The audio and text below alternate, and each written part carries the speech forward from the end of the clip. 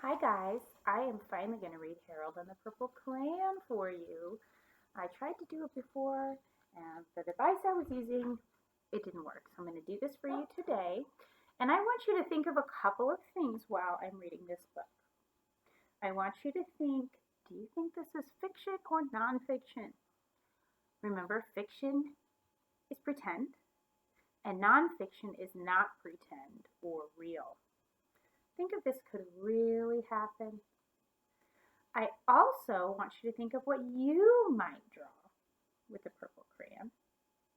And I also, something that might be even tougher to imagine, do you think Harold knew what he was going to draw the whole time? Or do you think he made it up as he went along? All right, Harold and the Purple Crayon by Crockett Johnson. It's a wonderful book, and we do have it in our classroom, or we had it in our classroom before it got packed up, but it is in there somewhere. One evening, after thinking it over for some time, Harold decided to go for a walk in the moonlight. There wasn't any moon, and Harold needed a moon for a walk in the moonlight. And he needed something to walk on.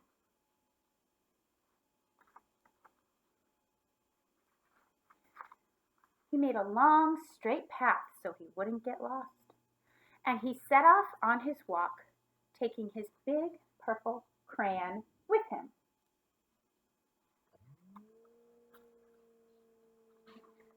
But he didn't seem to be getting anywhere on the long, straight path. So he left the path for a shortcut across a field, and the moon went with him. The shortcut led right to where Harold thought a forest ought to be. He didn't want to get lost in the woods, so he made a very small forest with just one tree in it. It was an apple tree. The apples would be very tasty, Harold thought, when they got ripe. So he put a frightening dragon under the tree to guard the apples. It was a very frightening dragon. It even frightened Harold. He backed away. His hand holding the purple crayon shook. What's happening when his hand shakes? Suddenly he realized what was happening. But by then, Harold was over his head in an ocean. He came up thinking fast, and in no time he was climbing aboard a trim little boat. He quickly set sail, and the moon sailed along with him. Imagine when you see the moon when you're driving in the car. It seems like the moon's following you, doesn't it? That's because it's way up there in space. After he had sailed long enough, Harold made land without much trouble.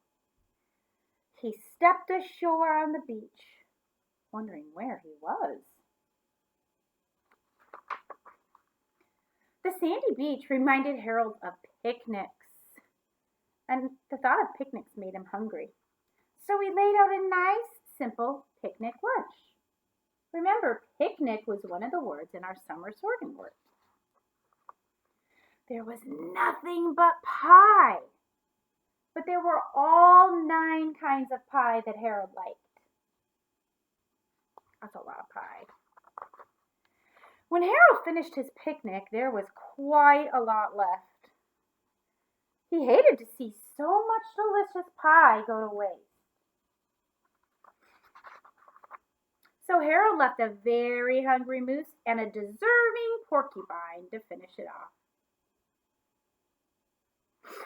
And off he went, looking for a hill to climb to see where he was. Harold knew that the higher up he went, the farther he could see, so he decided to make the hill into a mountain.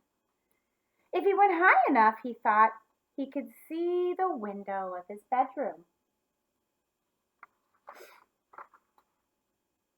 He was tired and he felt he ought to be getting to bed. He hoped he could see his bedroom window from the top of the mountain. But as he looked down over the other side, he slipped. Oh my, what's happening here? And there wasn't any other side of the mountain. He was falling into thin air. What do you think he's going to do? What do you predict he will do? But luckily he kept his wits and his purple crayon. He made a balloon and he grabbed onto it. Remember, do you think he's just making this up as he goes along? Or do you think he had this plan all along? And he made a basket under the balloon big enough to stand in. He had a fine view from the balloon, but he couldn't see his window. He couldn't even see a house. So he made a house with windows. And he landed the balloon on the grass in the front yard. None of the windows was his window. He tried to think where his window ought to be. He made some more windows. He made a big building full of windows. He made lots of buildings full of windows. He made a whole city full of windows. But none of the window was his window. He couldn't think where it might be. He decided to ask a policeman. The policeman pointed the way Harold was going anyway, but Harold thanked him. And he walked along with the moon, wishing he was in his room and his bed. Then suddenly, Harold remembered. He remembered where his bedroom window was when there was a moon. It was always right around the moon.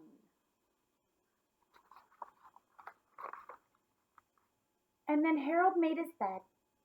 He got into it and he drew up the covers. The purple crayon dropped on the floor and Harold dropped off to sleep. And that's the end. So try to talk to somebody about those questions. And also, what can you draw with just one crayon, maybe a purple crayon or a pencil? You don't have to have a lot of fancy things. You can use your imagination. You can use paper. You can use the sidewalk outside. There's a lot of things that you can do if you use your imagination. Bye.